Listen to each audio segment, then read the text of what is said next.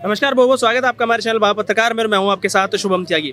Arvind Kejriwal ED से बुलावा आ चुका है पूछताछ के लिए, लेकिन मध्य प्रदेश इलेक्शन में बिजी हैं, व्यस्त हैं। उसका हवाला देकर अभी तक पूछताछ के लिए पहुंचे नहीं है। लेकिन अब सवाल यही उठता है कि क्या मनीष सिसोदिया, सत्येंद्र जैन और संजय सिंह के बाद उनका भी नंबर आ गया है तिहाड़ जाने का। इस पूरे मामले पर बात करने के लिए हम कनॉट प्लेस आ चुके हैं। लोगों से जानते हैं कि क्या राय है कि सर केजरीवाल साहब को बुलावा आ चुका है ईडी का, पहुंचे नहीं अभी तक, व्यस्त हैं मध्य प्रदेश चुनाव में, क्या कहेंगे? देखिए, डर है कि अब जब अब की बार अगर ऑफिस पहुंचे तो ये बाहर नहीं आ पाएंगे। इस चीज का डर जो है सता रहा है, और एक बार नहीं बार बार सता रहा है। इसीलिए अब जो फरार कैदी होते हैं ना, जैसे गुनाहगार, अब वो फरारी काट रहे हैं।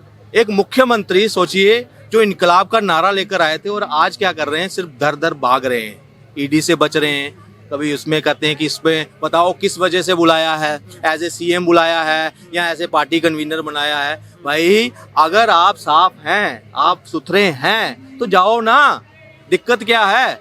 अब हर एक चीज में इनको, ये मैं याद कर रहा हूँ उस केजरीवाल को जो ऐसे करते थे, फलाना शीला दीक्षित चोर, लालू प्रसाद यादव चोर, और कौन, मुलायम सिंह यादव चोर, कपिल सिब्बल चोर। आज कपिल सिब्बल केस लड़ रहा है।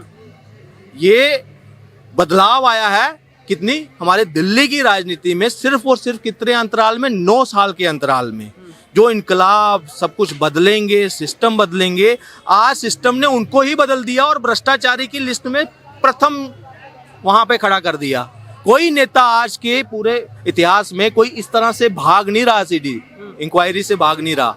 सिर्फ और सिर्फ कौन? अरविंद केजरीवाल, जो कट्टर ईमानदार अपने आप को ऐसे ठप्पे लगाते हैं लोगों के करैक्टर के ऊपर, आज उनके ऊपर लग गया है। हाँ, उन्होंने यही बोला, प्रेस को संबोधित कर रही थी कि अगर केजरीवाल ईमानदार नहीं है तो पूरे देश में कोई ऐसा नेता हो ही नहीं सकता जो ईमानदार है। कट्टर ईमानदार की परिभाषा देते हैं वो तो। सर, ये दुर्भाग्य है हमारे देश का कि जो जितनी अच्छी नौटंकी कर रहा है ना, वही जो है अपने आप को, मतलब अपने आप को कट्टर ईमानदार जो है आप लोगों के सामने रखने की कोशिश कर रहा है। मैं ईडी के पास क्या है उसमें नहीं जाता। मैं कहता हूं दिल्ली में आपने क्या किया, दिल्ली में आपने क्या कर कर दिखाया कि दिल्ली वाले लोग आपके साथ खड़े हों।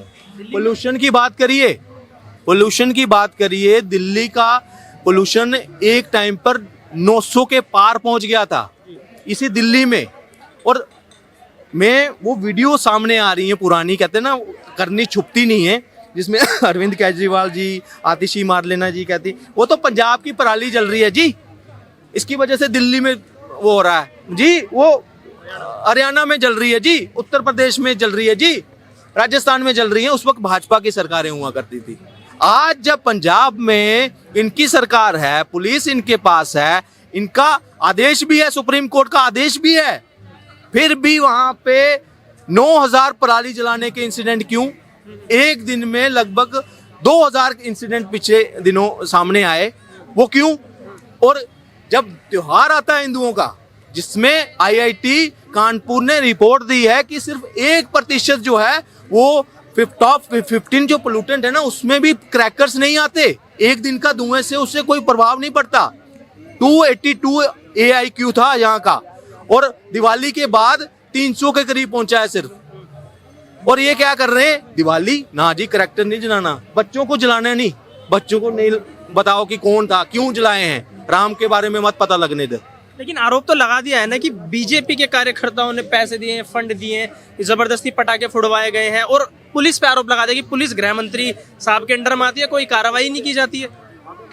मैं एक चीज चेतावनी देता हूँ अरविंद केजरीवाल को। यहाँ मुगल भी आए इसी दिल्ली में, उन्होंने भी हिंदुओं को दबाने की कोशिश की, और जितना जितना उन्होंने दबाया ना, उतना उनके अगेंस्ट लोग खड़े हुए। आज वही वो जो आपको आक्रोश दिखा है ना पटाखों के रूप में, छोटे छोटे बच्चों ने भी बम फोड़े हैं, बुजुर्गों ने आज सामने आए हैं, वो ताकत दिखाई है। आपकी नैतिकता का पतन तो यही हो गया। आप कहते हो दिल्ली की जनता आपके साथ है, आपको मुंह तोड़ तमाचे मारे हैं। वो बम नहीं फट रहा था, वो समझो आम आदमी के ना वो पूरी धज्जियां उड़ रही थी उसकी। क्यों? क्योंकि इन्होंने सिर्फ तुष्टीकरण के नाम पर सिर्फ एक समाज को इन्होंने किया। ये वही लोग हैं जिन्होंने देश के अगेंस्ट खड़े हो गए। सर्जिकल स्ट्राइक के ऊपर इन्होंने ही प्रश्न चिन्ह लगाए थे। कश्मीरी नरसंहार के ऊपर हंसी, मैं नहीं भूलता।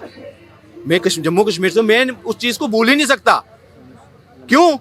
क्योंकि इन्होंने उपहास बनाया उस चीज का। पठान के लिए ट्वीट आ रहे हैं, सब कुछ हो रहे हैं, मगर कश्मीर फाइल के लिए प्रोपोगंडा मूवी। क्या यूट्यूब पे डाल दो। मैं कहता हूं, जिसको वो गिरजा टिक्कू को बीच से काटा था वो प्रोपोगंडा था। रवि खन्ना स्क्वाड्रन लीडर, वो प्रोपोगंडा था।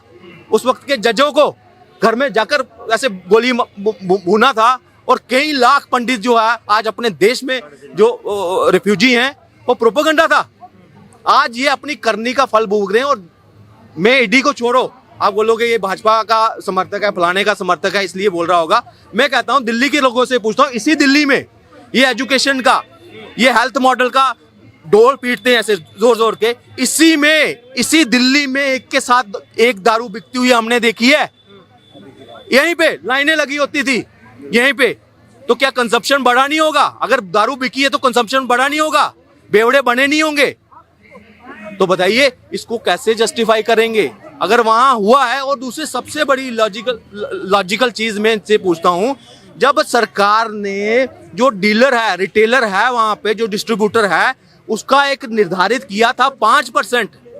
तो अगर आपकी सेल ज्यादा बढ़ रही है, उससे आप उसको 3% मुनाफा दो, उसे और कम करो और सरकार का मुनाफा बढ़ाओ। आप क्या करते हो? 5% से 12% बढ़ा देते हो। क्यों? आपके मामे के बेटे हैं, फूफा के बेटे हैं, कौन थे वो? ये सिर्फ और सिर्फ अपने बेनिफिट के लिए, इनको पैसा चाहिए था चुनाव के लिए, गोवा के लिए, हिमाचल के, यहाँ उत्तराखंड के लिए। ये उस वक्त ये पार्टी जो है ना, ये करप्शन में आ गई है। फर्स्ट टाइम हमारी हिस्ट्री में ऐसा हो रहा है कि एक पार्टी जो है ना, वो वहां पे पार्टी बन रही है। उनकी चार्जशीट में आम आदमी पार्टी डायरेक्ट बेनिफिशियरी बन रही है उसमें। तो ये बच नहीं सकते, क्योंकि पता क्या है, इसमें डायरेक्ट नाम अरविंद केजरीवाल का आएगा एज ए कन्वीनर भी, और मुख्यमंत्री के तौर पर भी, मुख्यमंत्री के तौर पर भी इनका नाम जरूर आएगा। तभी अभी तक इनके नेताओं की जमानत नहीं हो रही। और जनता बेवकूफ नहीं है, वो एक बारी दो बारी बन गई, अब आगे नहीं। अब की बार केजरीवाल भगाओ, सिर्फ भगाना है जी। सर आप बताइए, अब बुलावा आ गया ईडी की तरफ से, और जो इनके नेता हैं कह दिया गया अगर जेल में भी जाते तो जो सरकार है वो जेल से ही चलेगी, मुख्यमंत्री केजरीवाल ही रहेंगे। हाँ, आतिशी ने कहा था कि हमने माननीय सुप्रीम कोर्ट से याचिका लगाई है कि अगर हम जेल में जाते हैं तो हमें जेल से चलाने की आज्ञा दी जाए। क्या समझते हैं कि सुप्रीम कोर्ट आंख बंद करके फैसला कर रहा है? आज एक इस खुजलीवाल को जेल से चलाने की अनुमति दी जाएगी तो आने वाले 5 साल 10 साल के अंदर सारे मंत्री जेल से ही गवर्नमेंट चलाएंगे। तो ऐसी बात तो होनी भी नहीं है। आतिशी सबसे बदतमीज लेडीज है, और आतिशी की बात नहीं करूंगा मैं। इनके 60 से 65 जो विधायक हैं, सिर्फ एक व्यक्ति को छोड़ के मैं कहूंगा, सिर्फ एक विधायक को छोड़ करके बाकी सारे विधायक इसके निकम्मे हैं और थर्ड क्लास लैंग्वेज इस्तेमाल करने वाले। और मैं सबसे इनके अंदर अगर वाकई में कोई अच्छा विधायक है, उसका नाम है रामनिवास गोयल। रामनिवास गोयल को मैं 93 से जानता हूं, भारतीय जनता पार्टी में भी रहे, अभी वो स्पीकर भी हैं 2 बार से।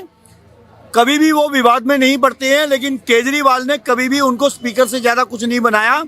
आज ये बात तय है कि केजरीवाल को सुप्रीम कोर्ट ने ये कह दिया है कि केजरीवाल को नहीं बनाना पार्टी, पूरी आम आदमी पार्टी को ही पार्टी बनाया जाए। क्योंकि केजरीवाल ने वो कार्य किया है कि जो किसी ने सोचा नहीं। सबसे निकम्मा मुख्यमंत्री अगर कोई है तो केजरीवाल है, जिसने अपने ऊपर एक भी जिम्मेदारी नहीं ली। सिर्फ मुख्यमंत्री बनकर के एड़ा बनकर के पेड़ा खा रहा है। ये ऐसा मुख्यमंत्री है कि इतिहास में जैसे जयचंद का नाम लिखा जाता है, इसी तरह से इस केजरीवाल का भी नाम लिखा जाएगा।